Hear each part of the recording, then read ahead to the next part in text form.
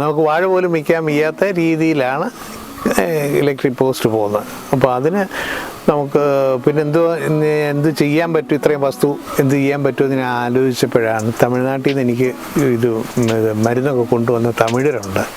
അപ്പോൾ അവർ പറഞ്ഞു നമുക്ക് ഇതൊന്ന് പരീക്ഷിച്ച് നോക്കാം. ഞാൻ ജൈവ കൃഷിയാണ് ചെയ്യുന്നല്ല, അതിന് കെമിക്കലൊന്നും ഇടുന്നില്ല. നാരങ്ങ എന്ന് പറഞ്ഞാൽ വലിയ നാരങ്ങ അല്ലേ, നമ്മളൊരു മാങ്ങയുടെ അത്രയും വലിപ്പമുള്ള ശരിക്കും സീസൺ വന്നു കഴിഞ്ഞാൽ വലിയ നാരങ്ങ. ഒരു നാരങ്ങയ്ക്ക് പിഴിഞ്ഞുകൊണ്ട് അര ഗ്ലാസ്, 1/4 ഗ്ലാസ്, അര ഗ്ലാസ്സിനകത്തുള്ള നീര് തന്നെ കിട്ടും.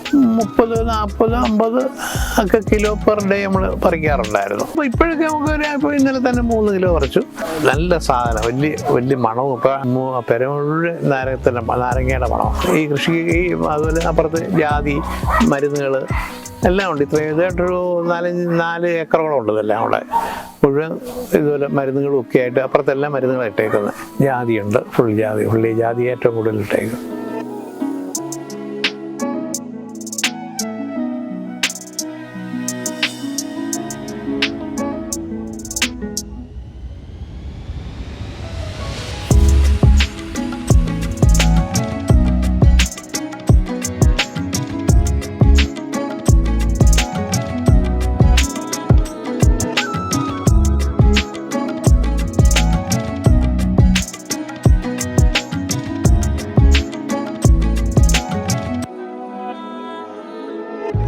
ഞാൻ ഡോക്ടർ ജോർജ് വർഗീസ്, കൊല്ലം പെരുനാട് റെയിൽവേ സ്റ്റേഷനടുത്തുള്ള കായൽവാരത്ത് ആയുർവേദ ഹോസ്പിറ്റലിൻ്റെ മാനേജിംഗ് ഡയറക്ടറാണ്, ചീഫ് ഫിസിഷ്യനാണ്. എനിക്ക് ഇവിടെ ആയുർവേദ ഹോസ്പിറ്റലുണ്ട്. കൃഷി ഞങ്ങൾ പാരമ്പര്യമായിട്ട് ഈ ട്രീറ്റ്മെൻറ്റ് ലൈൻ ഉണ്ടെങ്കിൽ തന്നെയും പാരമ്പര്യമായിട്ട് കൃഷിയിലും വളരെ താല്പര്യത്തോടെ ഫാമിലിയായിട്ട് പണ്ടേ കൃഷി താല്പര്യമുള്ള.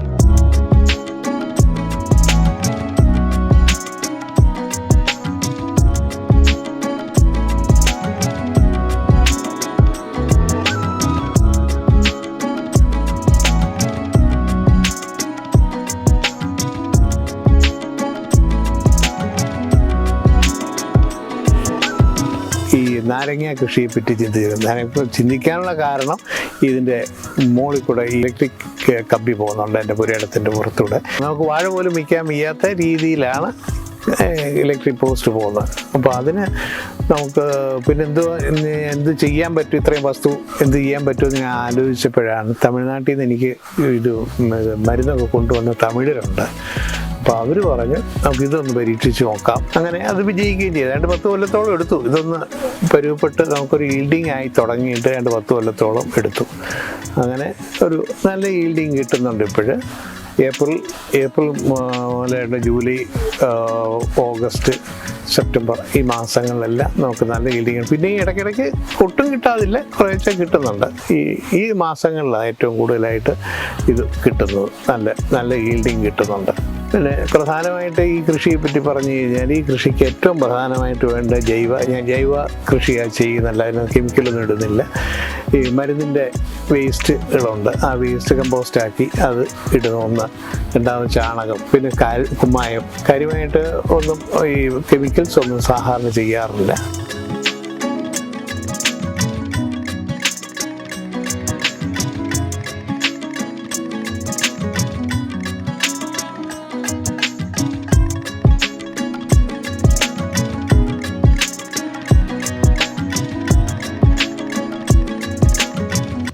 ഇതെല്ലാം 2 സൈസാണ്. ഒന്ന് നാടനാണ്, ഞാനിപ്പോൾ നിൽക്കുന്ന സ്ഥലത്ത് ഉള്ളതെല്ലാം നാടൻ നാരങ്ങ. അതിനപ്പുറത്തുള്ളത് ബഡ് തൈകളാണ്. അങ്ങനെ രണ്ട് ഐറ്റങ്ങളായിട്ട് അവിടെ ഇരിക്കുന്നത്. എനിക്ക് നാടനാ കുറച്ചുകൂടെ ബഡാ നല്ലതെന്ന് പറഞ്ഞെങ്കിൽ തന്നെ എനിക്ക് നാടനാ കുറേ കൂടെ നല്ലതായിട്ട് തോന്നിയിട്ടുള്ളത്. ഈ തമിഴിൽ തന്നെ പറഞ്ഞിട്ടാണ് നമ്മളിത് ഇടാമെന്ന് വിചാരിച്ചത് തമിഴ്നാട്ടിൽ. ഞാൻ പിന്നെ തമിഴ്നാട്ടിൽ പോയി കണ്ടിട്ടുമുണ്ട്, നാരങ്ങ തോട്ടമൊക്കെ പോയി കണ്ടിട്ടുണ്ട് ഇതിന് ശേഷം.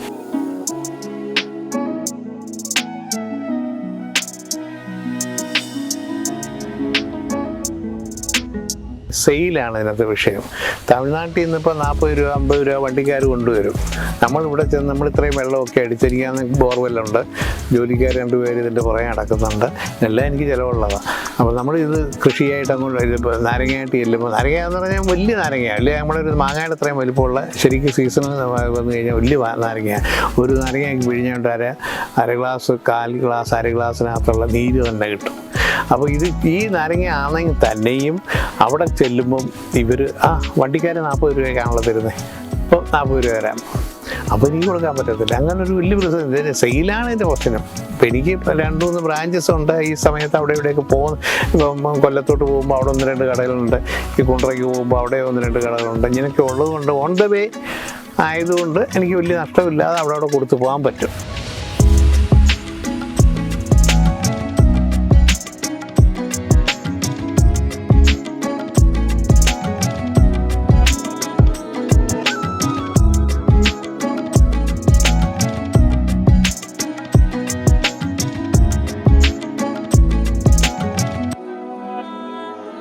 ദിവസം ഇപ്പം കുറവാ. ഇപ്പം ഇനിയിപ്പോൾ പൂത്ത് കൊണ്ടിരിക്കുക. ഇനി പൂത്ത് കഴിയുമ്പോഴത്തേക്ക് നമുക്ക് വേണ്ടൊരു 30, 40, 50 ഒക്കെ കിലോ പെർ ഡേ നമ്മൾ പറിക്കാറുണ്ടായിരുന്നു. അപ്പോൾ ഇപ്പോഴൊക്കെ നമുക്ക് ഇപ്പോൾ ഇന്നലെ തന്നെ 3 കിലോ പറിച്ചു.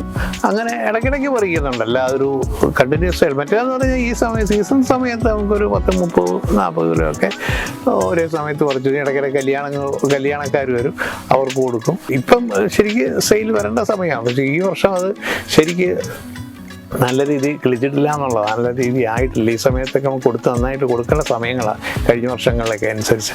ഈ വർഷം അതിനുവേണ്ടി അങ്ങോട്ട് ആയിട്ടില്ല, പൂത്ത് വരുന്നേ ഉള്ളൂ. ഇപ്പോൾ എന്തോ പൂപ്പ് കുറേ താമസിച്ചു.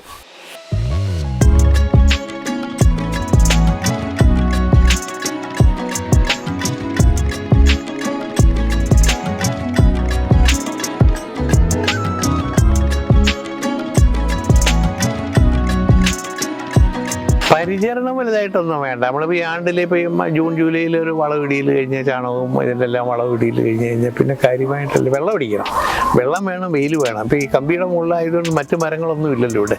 അപ്പോൾ അതുകൊണ്ട് നല്ല രീതി നമുക്ക് വെയിൽ കിട്ടും. കൂടാതെ ബോർവെല്ലുള്ളതുകൊണ്ട് നല്ല രീതി വെള്ളവും കിട്ടും. നല്ല സാധനം, വലിയ മണവും. ഇപ്പോൾ നമ്മുടെ പെരക്കകത്ത് കൊണ്ടിട്ട് കഴിഞ്ഞാൽ, ഇത് പറിച്ചവിടെ കൊണ്ടിട്ട് കഴിഞ്ഞാൽ പെര മുഴുവൻ നാരങ്ങയുടെ മണം. അത്ര നല്ല നാരങ്ങ. അവരൊന്ന് പിഴിഞ്ഞൊക്കെ കഴിഞ്ഞാൽ, ഒരിടത്തിരുന്ന് പിഴിഞ്ഞ് കഴിഞ്ഞാൽ അതിൻ്റെ മണം മുഴുവൻ മുറിക്കകത്ത് മുഴുവൻ വരും. അത്ര നല്ല ക്വാളിറ്റിയാണ്. ഇത് ഇത്രയും പൊങ്ങത്തുള്ളൂ. അതുകൊണ്ടാണ് ഇതിൻ്റെ കമ്പിയുടെ അടിയിൽ ഇത് ഇട്ടത്. ഈ പരുവത്തിൽ കൂടുതൽ മുകളിലോട്ട് പൊങ്ങത്തുള്ളൂ. ഇതിൻ്റെ ഒരു നാരകത്തിൻ്റെ ഒരു മരം പോലെ പോകത്തില്ല. ഗ്യാപ്പ് എന്ന് പറഞ്ഞാൽ 8, ഇത് ഒത്തിരി അടുത്ത് പോയി ശരിക്ക്. അപ്പുറത്ത് കുറേ കൂടെ അകലെ വിട്ടായി ചെയ്തേക്കുന്നത്. ഇത് അടുത്ത് പോയി കുറേ. ഇതിൻ്റെ ഇടയ്ക്ക് കുറേ വെട്ടിക്കളയൊക്കെ ചെയ്തായിരുന്നു. ഗ്യാപ്പ് വേണം. ഗ്യാപ്പ് ഇല്ലെന്നുണ്ടെങ്കിൽ ഈ 8 അടിയാണ് അവർ പറയുന്നത്. 8 അടി അകലം വേണമെന്നുള്ള. നമ്മൾ ആദ്യം ഇതിപ്പോൾ നമുക്കും വലിയ പരിചയം ഇല്ലാത്തതുകൊണ്ട് നമ്മൾ അങ്ങനെ അങ്ങ് ചെയ്തു. പിന്നെ അവസാനം വളർന്നു വന്നപ്പം കുറേ വെട്ടിക്കളയേണ്ടി വന്നു.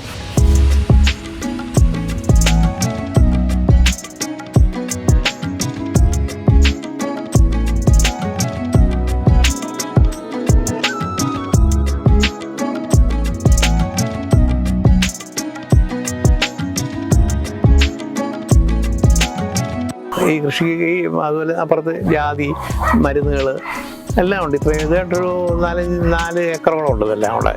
മുഴുവൻ ഇതുപോലെ മരുന്നുകളും ഒക്കെ ആയിട്ട് അപ്പുറത്തെല്ലാം മരുന്നുകൾ ഇട്ടേക്കുന്നത്. അപ്പോൾ എല്ലാവരും എന്നോട് ചോദിക്കുകയും ചെയ്യും, ഇത്രയും ഇൻവെസ്റ്റ് ചെയ്ത് കഴിഞ്ഞാൽ മുഴുവൻ പൈപ്പിട്ടു, മുഴുവൻ ഒരുപാട് ഇൻവെസ്റ്റ് ചെയ്തു കൃഷി ചെയ്ത്. അപ്പോൾ അതൊക്കെ വിജയിക്കുമെന്ന് പലരും നമ്മുടെ സ്നേഹിതരൊക്കെ ചോദിച്ചു. ഞാൻ പറയാം എന്തായാലും അത് മെനക്കെടാമെന്ന് വിചാരിച്ച് ചെയ്തു. നഷ്ടമൊന്നുമല്ല. നഷ്ടം പറഞ്ഞാൽ നമ്മൾ രണ്ടുപേരും നീക്കി. നഷ്ടമോ ലാഭം ഉണ്ടോ എന്ന് പറയാൻ പറ്റത്തില്ല. കാരണം ഇതിൻ്റെ ചിലവും എല്ലാം കൂടെ കണക്കൂട്ടി വരുമ്പോൾ നമുക്ക് അതിനുവേണ്ടി ലാഭമൊന്നും കിട്ടത്തൊന്നുമില്ല. പക്ഷെ 2 ആളുകൾ അതുകൊണ്ട് മെനക്കെടുന്നുള്ള ഒരു ജീവിക്കുന്നുണ്ട്, നമുക്ക് വല്ലതും കിട്ടും. കീടങ്ങൾ പ്രശ്നം ഇല്ലെന്ന് പറയാൻ പറ്റത്തില്ല. അതിനൊരു പ്രത്യേക ഒരു ഏതാണ്ടൊക്കെ ചേർത്ത് അവർ ഏതാണ്ടൊക്കെ ചേർത്ത് പൊയിലയോ ഏതാണ്ടൊക്കെ ചേർത്ത് ഏതാണ്ടൊക്കെ ഒരു സാധനം ഉണ്ടാക്കും തമിഴരെ ജോലിക്കാരെ. അതാ കൂടുതലും അടിക്കുന്നത്. അവനായിട്ടൊക്കെ ചേർത്തൊക്കെ സ്പ്രേ ചെയ്യും. അതുകൊണ്ട് കീടങ്ങളുണ്ട്.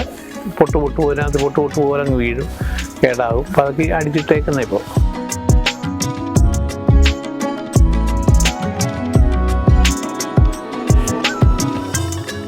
പിന്നെ കോഴിയുണ്ട്. കോഴി താറാവ് ഒക്കെ ഉണ്ട്. പിന്നെ കൃഷികൾ മരുന്നുകൾ അപ്പുറത്തെല്ലാം മരുന്നുകൾ ഇട്ടേക്കുക. മുഴുവൻ ചന്ദനം എല്ലാം ഉണ്ട്. ജാതിയുണ്ട്, ഫുള്ളി ജാതി ഏറ്റവും കൂടുതൽ ഇട്ടേക്കും. 2 പേര് ഇതിൻ്റെ കൃഷിക്ക് നിർത്തിയേക്ക് 2 പേര്.